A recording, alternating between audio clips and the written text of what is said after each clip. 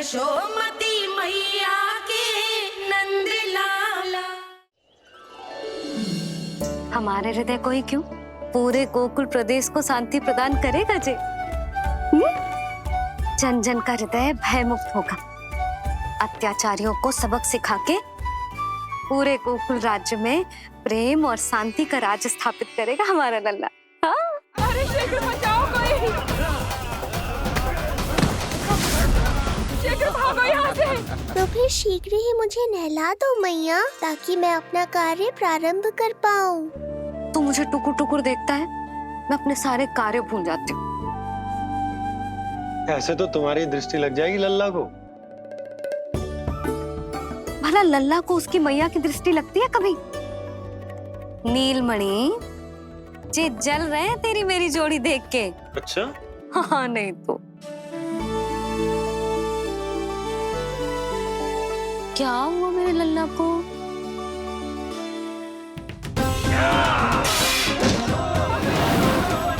शीघ्र बता, कहाँ है विष्णु?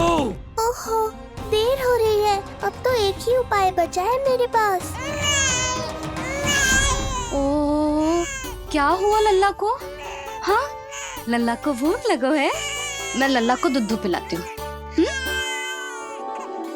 अरे मैया, दूध के लिए नहीं रो रहा हूँ मैं। इसकी लंगोट देख लो, कहीं गीली तो नहीं हो गई है। संभव ही ना है, अभी कुछ क्षण पहले तो बदली थी। क्या हुआ?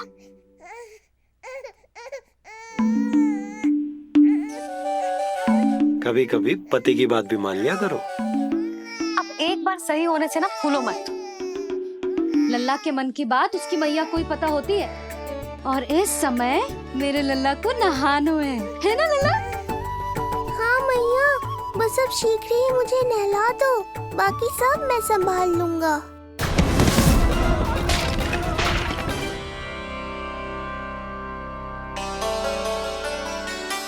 अब मैं अपने लल्ला को अच्छे से नहलाऊंगी, बिल्कुल वैसे ही जैसे उस माई ने सिखाया था।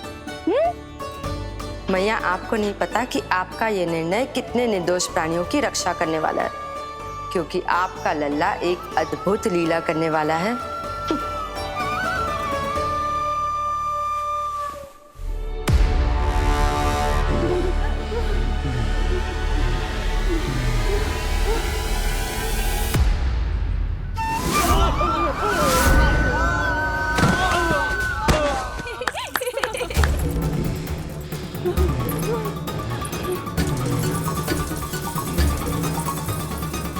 सबसे पहले करूंगी तेल मालिश और फिर थोड़ी सी कसरत।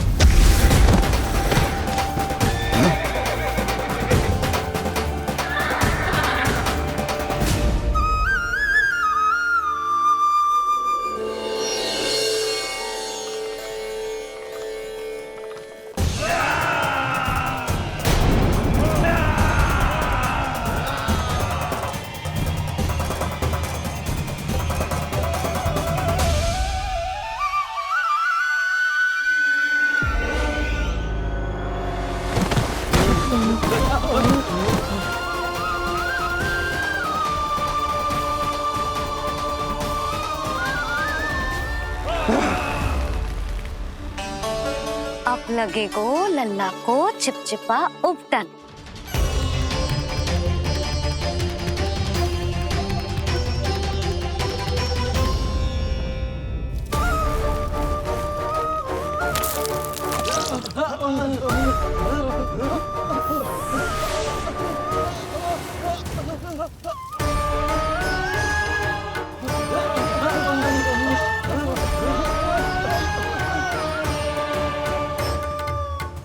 अब उपटन को सुखानो है ना, तो मैया और लल्ला बैठेंगे धूप में।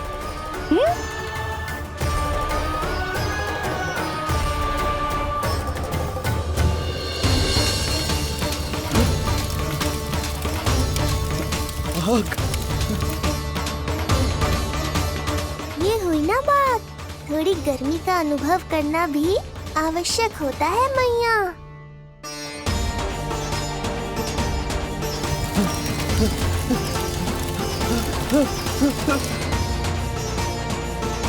अरे मूर्खों, खड़े खड़े क्या देख रहे हो?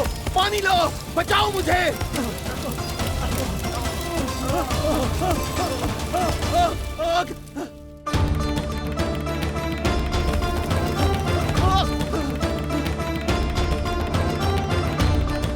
बस बस हो गयो लल्ला, केवल नहाना बाकी है। परम पराक्रमी महाराज कंस का सेनापति हूं मैं। अभी विष्णु भी मुझे रोक नहीं सकता।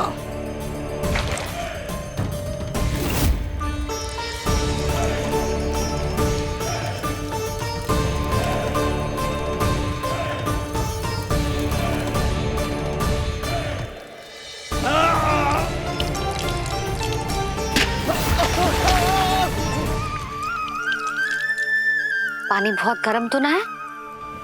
तेरे लिए तो नहीं, पर इन राक्षसों के लिए बहुत गर्म है ये जल।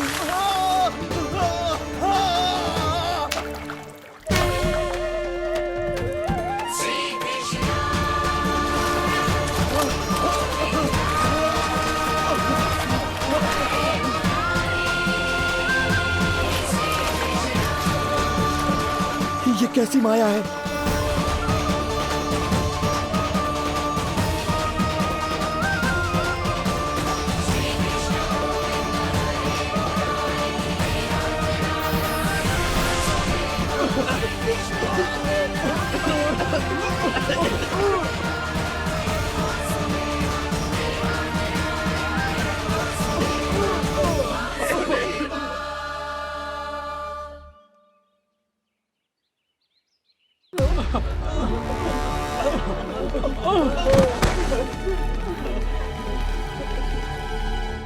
स्नान समाप्त। हो गई तेरी छुट्टी है नीलमणि? राक्षसों की भी छुट्टी हो गई मैया, और गांव वालों को उनसे मुक्ति भी मिल गई। पर अब मैं थक गया हूँ और भूख भी बहुत लगी है। अच्छा लल्ला, जब मैं दूध पिला रही थी तो पीना ना था, और अब बिलक बिलक के रो है। यशोदा, नीलमणि दिख तो मेरे समान है, किंतु इसके नखरे तुम्हारे जैसे। पंडित जी आइए, मैं तो पंडित जी के बारे में बताने आया था, लल्ला के सृष्टि पूजन के बारे में कुछ। अब तुझे 6 दिवस का हो जाएगा। हाँ यशोदा रानी, उस दिन से आप अपने लल्ला को नया वस्त्र पहनाएंगी। मैं सबसे अच्छे वस्त्र चुनूंगी अपने लल्ला के लिए। पंडित जी आप केशव भैया से कह देंगे आने को। आसपास के सभी गांव में ना सबसे अच्छी पोशाक वही सिलते हैं। यशोदा, तुम पंडित जी को काम सौंप रही हो, मैं चला जाऊंगा। अरे पर केशव भैया का घर देवी मंदिर के रास्ते में ही पड़ता है, पंडित जी को कोई कष्ट ना होगा, है ना पंडित जी? हाँ यशोदा रानी, कष्ट का प्रश्न कहाँ उठतो है, मैं संदेश दे दूंगा। आज्ञा दीजिए। अब मैं अपने लल्ला के लिए ऐसे वस्त्र सिलवाऊंगी जो आज तक पूरे गोकुल में किसी और बालक ने ना पहने हो।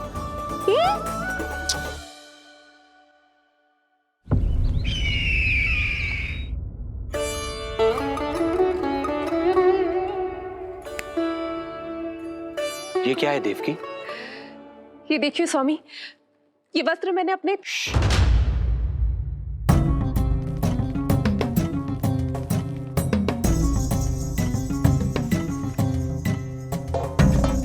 ध्यान रखिए देवकी, यहाँ की वायु भी कंस की गुप्तचर है। किंतु स्वामी ये तो बताइए, ये वस्त्र कैसा है?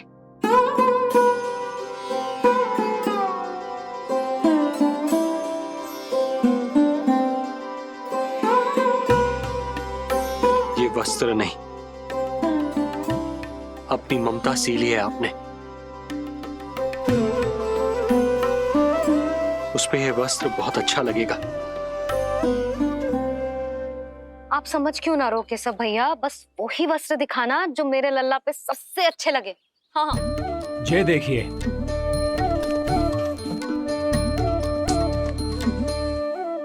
एक में भी आनंद ना हो है केशव भैया, है कि नहीं नीलमणि? जे भी ना बोल रहे हो, आप और दिखाओ ना।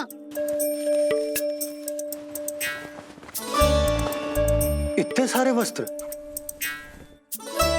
पहनो तो कोई एक ही है ना यशोदा? हाँ, किंतु छांटना तो पड़ेगा ना, सबसे अच्छा वाला पहनानो है कि ना? केशव भैया वो वाला दिखाओ। जे वाली? हाँ लल्ला।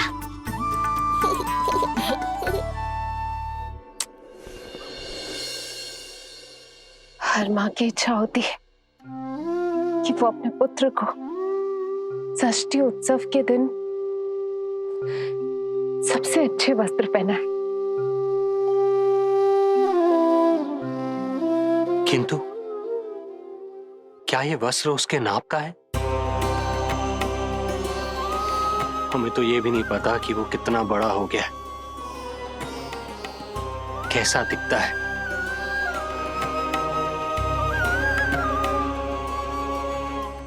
ये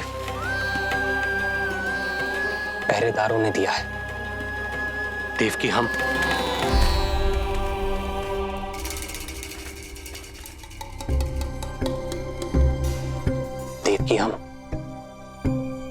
बंदी गृह में नहीं है, किंतु सच तो यही है, हम कंस के बंदी हैं। काश कोई उपाय होता, किसी प्रकार हमारा पुत्र तुम्हारे सिले ये वस्त्र पहन पाता।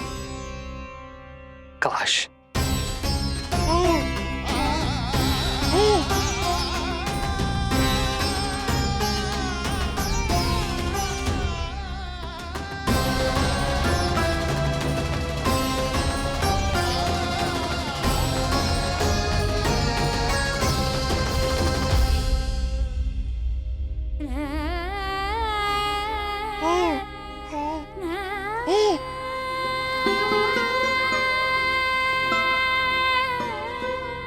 ओम श्री विष्णवे नमः।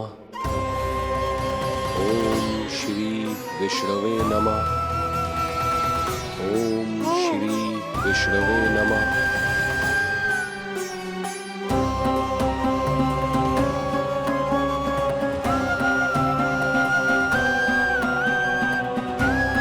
हमें तो ये भी नहीं पता कि वो कितना बड़ा हो गया है, कैसा दिखता है।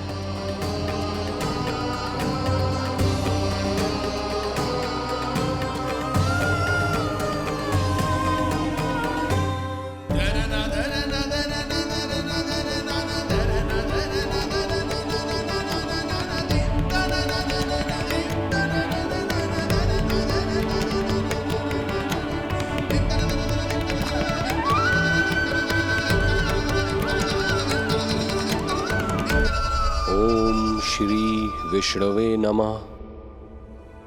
ओम श्री विष्णवे नमः।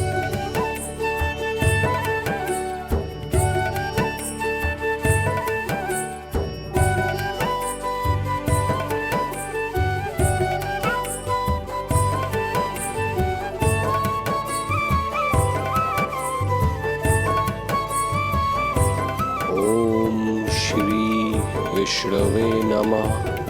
ओम श्री विष्णवे नमः।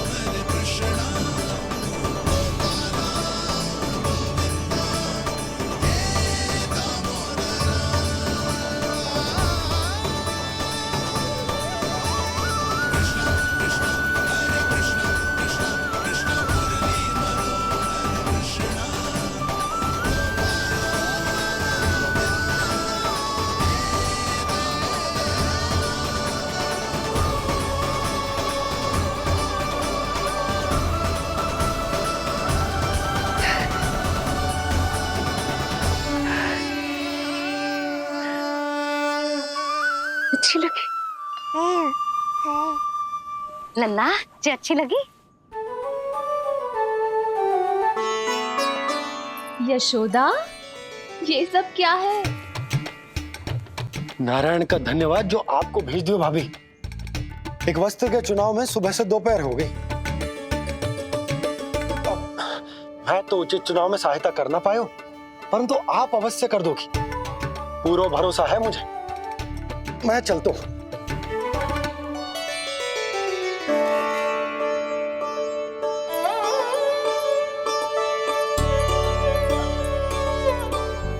मैं क्या करूं जीजी? कोई वस्त्र मिलना भी तो चाहिए ना, जो मेरे नीलमणि के योग्य हो। समस्या तो गंभीर है। किंतु महारानी जी, इससे अच्छे वस्त्र आपको पूरे मथुरा मंडल में और कहीं नहीं मिलेंगे। चिंता की कोई बात नहीं है, हम ऐसे वस्त्र ढूंढेंगे जो हमारे राजकुमार को बहुत अच्छे लगे, है ना नीलमणि?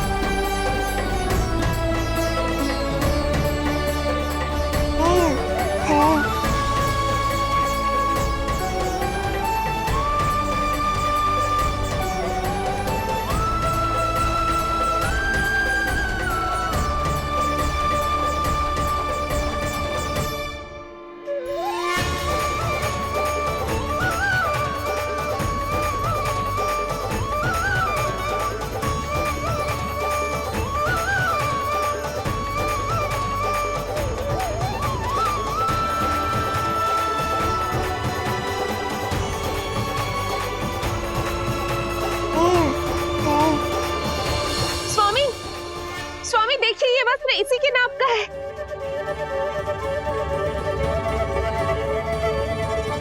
ये बिल्कुल सही नाप है स्वामी।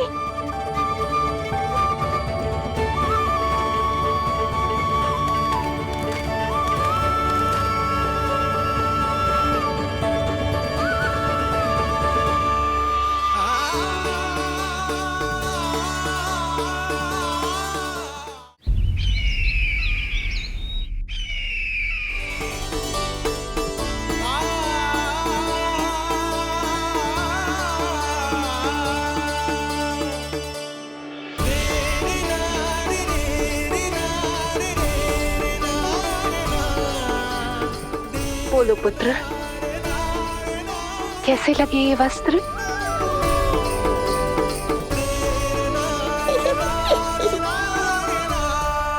हम नीलमणि से ही पूछ लेते। बताओ लल्ला, तुम्हें कौन से वस्त्र अच्छे लग रहे हैं? बताओ। हाँ, बस एक बार संकेत दे दे लल्ला।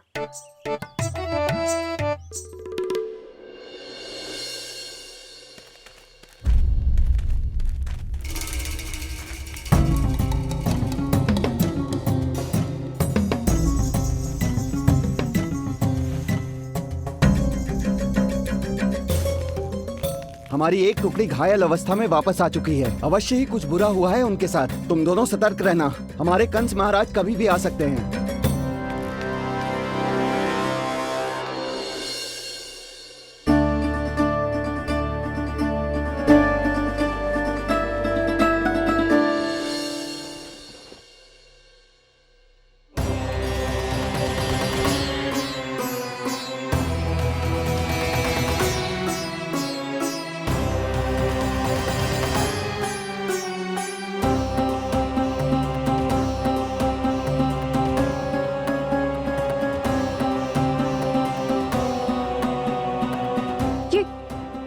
ये वस्त्र कहाँ गए? अवश्य ही हमने स्वप्न देखा होगा देवकी। यदि स्वप्न था तो मेरे बनाए वस्त्र कहाँ गए स्वामी?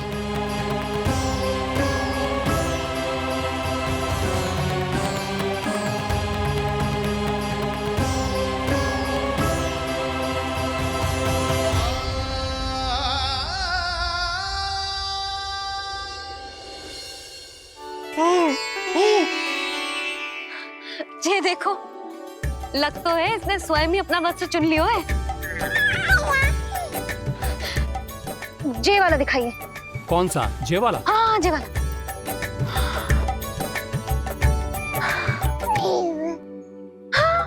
अब उठाया है आपने सही वस्त्र। क्या केशव भैया, तब से जो सिली हुई पोशाक रखो है आपने, और हमें तब से आप पूरा वस्त्र दिखा रहे थे।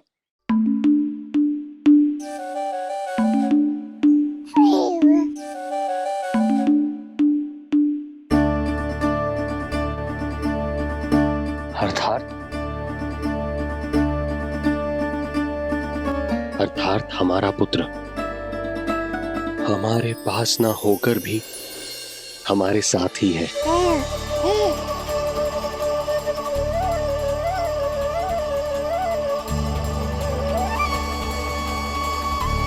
सही कहा स्वामी, हमारे पुत्र को मेरे बनाए गए वस्त्र पसंद आए।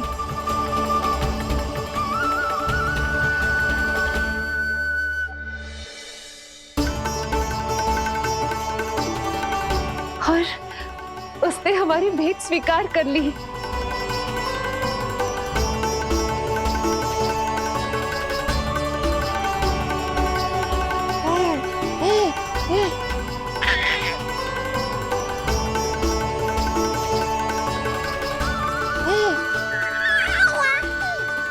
आपकी लीला अद्भुत है प्रभु। ये लीला मेरी नहीं देवी, मां की, ममता की है। मुझे तो बस अपने कर्तव्य का भान है। दो माओं का पुत्र होने के नाते मैं उन दोनों में से किसी की भी इच्छा को अनदेखा नहीं कर सकता। मैं वरदान देता हूं कि यदि अब से कोई भी मेरी मूर्ति को अपना पुत्र समझकर अपने घर में पालेगा, तो मैं स्वयं उस घर में उनका पुत्र बनकर निवास करूंगा और लड्डू गोपाल कहलाऊंगा।